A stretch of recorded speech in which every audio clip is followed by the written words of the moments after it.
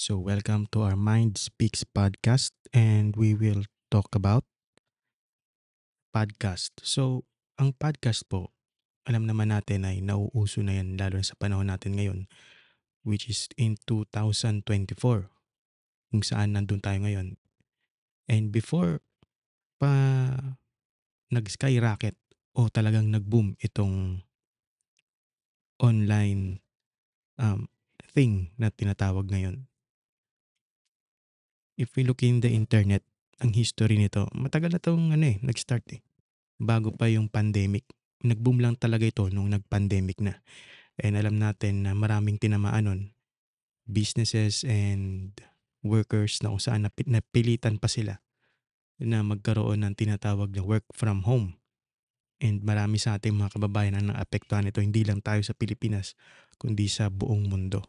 Kaya nauso itong podcast na tinatawag. Ngayon, ano ba ang meron sa podcast at bakit marami ang kinahumalingan ito at kahit na sino ay pwede, kahit na wala kang background pagdating sa communication, ay pwede kang magkaroon ng tinatawag na podcasting episode, lalo na sa YouTube at sa iba pang social media platforms. So kung ikaw nahihilig sa ganitong aspeto o podcast, kailan ka pwedeng mag-start? So the answer is, now is the time to start. So bakit? Bakit ngayon ang tamang panahon para magsimula ka sa ganitong podcasting? Marami po sa atin ang gusto nating marami tang ideas. Kumbaga in this age na tinatawag natin, maraming boses ang nakatago at maraming kaalaman ang gusto nating maibahagi sa iba. Kasi tayo po ngayon ay nasa age of information.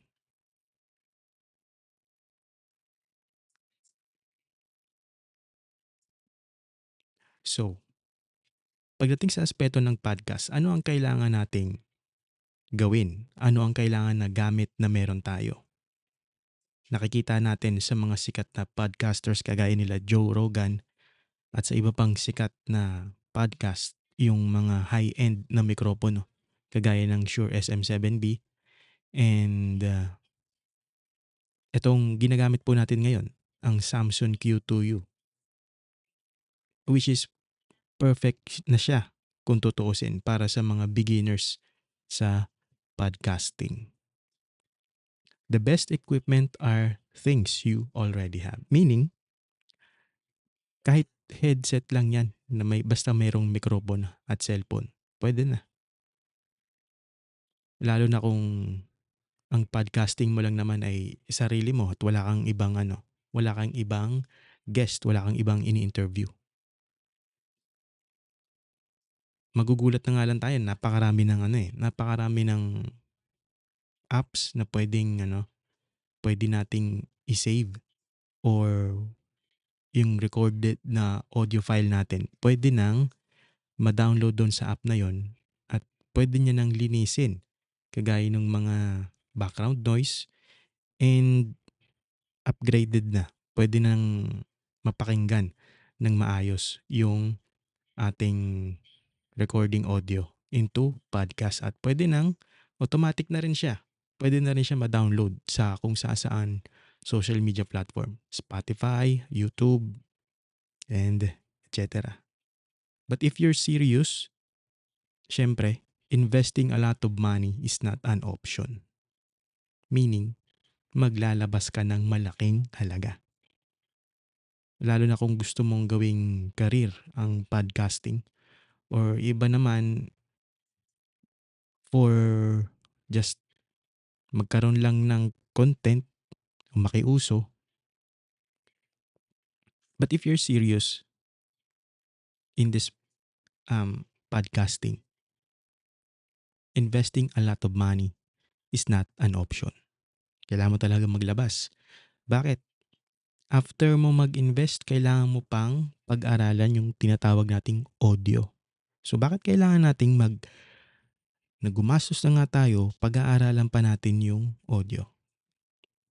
Simple answer. Why? 90% po in podcast is all about good high quality, crisp audio. Hindi bali ng 720p yung video mo kagaya kay Joe Rogan. I think hindi naman ano yun eh. Hindi naman siya nasa 1080p. Parang 720p kung di ako nagkakamali. Yung video niya pero yung audio. Yung nagkakaroon na tinatawag na rich, warm voice. Lalo na sa mga high-end microphones. Kagaya ng Shure SM7B at iba pang kagaya niyan, Rode Procaster microphone na ginagamit din sa um, Wish. Alam niyo yun? Yung mga music artists, ginagamit nila yun sa bus ng Wish. Yun. Rode Procaster mic. Maganda rin yun. And kailangan din po natin mag-invest sa pag-aaral ng audio. Lalo na yung tinatawag na EQ. Yung high pass filter, low pass filter. Ayan. Pagdating po ng kung seryoso kayo sa podcast, magbibigay kayo ng panahon para pag-aralan po yun. Kasi hindi lang basta-basta kagaya na sinabi ko kanina. Mayroong mga apps na pwedeng sila ng bahala. Pero syempre, hindi naman libre yun. Maaring libre for 7 to 14 days. Tapos, babayaran mo na. Kasi syempre, kailangan nilang kumita. And mataas kasi ang demand ng podcast sa ngayon. Sa totoo lang po. Lalo na talaga nung nagkaroon ng pandemic na uso nitong podcast and until now. So what's next after mong bumili ng mga equipment? So anong gagawin mo na? Meron ka ng mic, meron ka ng laptop, meron ka ng magandang headphones. So ano susunod? Dito po tayo magkakaroon ng interest sa kung anong topic ang gusto nating pag-usapan sa podcast. Sa bawat palabas na gusto nating maibahagi sa mundo. Pwedeng maging spiritual yan. Pwede sa buhay, kalusugan, pamilya, relationships, sa sports, anything, anything under the sun. Pwede nyo pong pag-usapan sa podcast. Iba pa nga, free flow lang. Di ba? Yung iba, umaabot ng 2 hours o mahigit pa yung kanilang videos. Pero million po ang kanilang viewers sa kanilang podcast episode.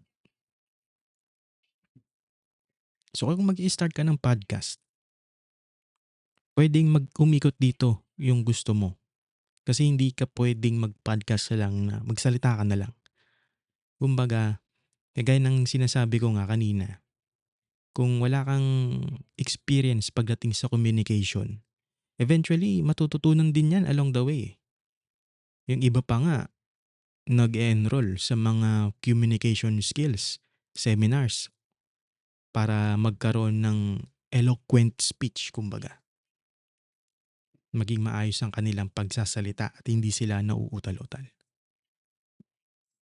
So anything under the sun, pwedeng maging topic.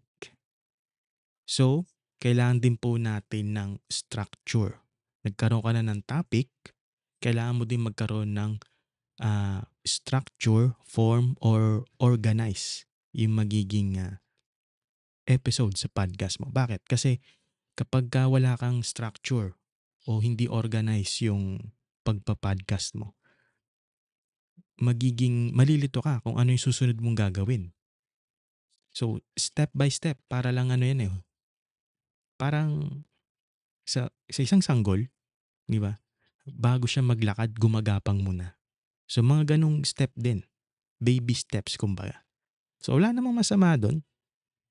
Wala namang masama. Kasi along the way nga, sinasabi ko sa inyo, matututunan nyo din yan pagdating sa podcast. Kasi napaka-importante niyan, lalo na kung hindi ka organize. Magkakalat ka lang. Yan, plan ahead. Kailangan din yan ng schedule. Or for example, yung podcast mo, meron ka mga iimbitahan. Isa o higit pa sa isang mga guest mo. Kailangan maging free yung schedule mo at schedule nila para sa inyong podcast episode. Kailangan din na malaman ng inyong bisita or guest ninyo kung ano yung i-expect niya. Hindi pa puwedeng dun na lang siya sa ano bigla nang wala kayong pinag-uusapan. Hindi po puwede yun. Kailangan maging professional tayo sa ganitong, klase ng, um, field na pinapasok natin, podcasting. So, kailangan din po natin i-double check bago tayo mag-start ng ating episode. Double check your equipment's functionality before going live or even recording. Kailangan po 'yan. Kasi hindi puwedeng hindi natin dino-double check yung ating gagamitin na mga gamit. Pagka magla-live dun pa lang natin ay magkukumahog po tayo, 'di ba? So, bakit po natin shine-share ito? Kasi gusto po natin maging wise sa susunod nating, podcast live or podcast recording. Bakit? Kasi ang pangit po kasi sa atin bilang tao, 'di ba? We fail to plan. Kagaya ng sinabi ni Brian Tracy, failing to plan means planning to fail. What are your goals? Yan po ang importante. What are your goals sa inyong podcast? Kung sino ang inyong gustong mabahagian ng inyong mensahe. What I've said earlier, we are in the information age. Gone are the days na iilan lang ang nakaka-access, 'di ba, dati ng internet. Excuse me. Ngayon, kahit sino pwede na. So what are your message? What are your ano yung gusto mong ibigay sa tao? You want to give values to them? The important thing is planning ahead. Sabi nga ni motivational speaker Les Brown, you don't have to be great to get started, but you have to get started to be great. Just do it. Magsimula ka lang. Again, baby steps. Kung magkamali ka sa simula, okay lang yan. Wala namang pinanganak na perfect agad. Wala namang pinanganak na, sa field na to, 100% ka na. Sure ka na agad. Master mo na ang isang field. Wala po. Kailangan mo mag-start. So ngayon pa lang, ini-invite kita na kung gusto mo pumasok sa podcasting, take heed to my advice and learn from it. Kasi pinagdaanan ko din po yan. Again, you don't have to be great to get started, but you have to get started to be great. At syempre, ang pinaka-importante sa podcasting, have fun and be yourself. Regardless pa yan kung ano yung degree mo sa buhay, kung ano yung tinapos mo sa background education. Wala po yan. Wala po sa ano yan, sa background education. Just have fun and be yourself. Mahirap po yung nagpa-podcast ka kontra, kumbaga, yung sarili mo sa mga ibinabahagi mong mensahe sa mundo. Have fun and be yourself. So I hope meron po kayong natutunan sa ating usapin about podcasting and how to build from there. Hindi mo naman kailangan na maging magaling ka na kagad, kagaya ng sinabi ni Les Brown. So if you like the video, like, share, and subscribe. Till next time, The Mind Speaks Podcast signing off.